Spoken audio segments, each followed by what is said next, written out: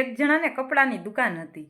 એટલે દુકાનમાં એણે છે ને કામ કરવા માટે એક માણસ રાખ્યો હતો. એટલે ઈવડો એ જે ગ્રાહક આવે ને બધાને કપડાં બતાવે ને કપડાં પાછા હંકેલીને મૂકી દે એવું કામ કરતો. એટલે ઈવડો એ માણસ કે એ દુકાનના માલિકને એ કે તમે મને છે ને એ કે જે પગાર આપો છો ને એટલામાં મને નથી પોહાતું. જો તમે મને પગાર વધારી દેહો ને તો જ હું કાલથી આવીશ, નહીંતર હું કાલથી નહીં આવું એ કે. એટલે એ દુકાનનો માલિક કે મારે એ કે આનું કંઈક કરવું જોઈએ કે સારું. એક તો એ કે ઉનાળામાં કોઈ કપડાં લેવાય નથી આવતું અને માથે જતા આને પગાર વધારવો છે એ કે.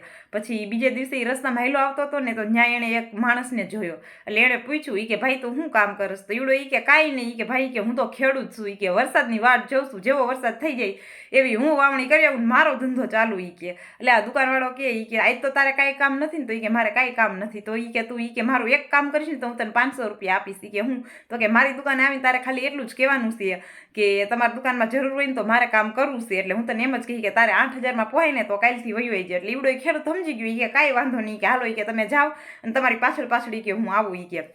પછી દુકાનનો માલિક એની દુકાને ગયો અને આ ખેડૂત એની પાછળ પાછળ ગયો અને જઈને એમ કીધું એ કે મારે એ કે અહીંયા કામ ઉપર રહેવું છે એ કે જગ્યા હોય તો. એટલે દુકાનના માલિકે કીધું એ કે જો તારે 8000માં પોહાય ને તો તું કાલથી વયો આવી જાય અને કાલથી આવડા નથી આવવાનું એ કે. એટલે એ કે કાંઈ વાંધો નહીં કે.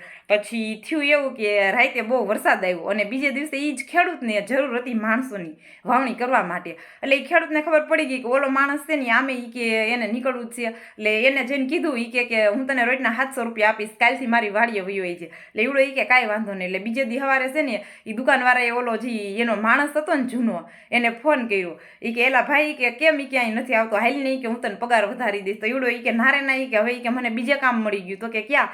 એ કે કાલ તું જે ખેડૂને 500 રૂપિયા દઈને દુકાને લઈ આવ્યો હતો ને એ જ ખેડૂ આજ મને 700 રૂપિયા દઈને એની વાડીએ લઈ ગયો.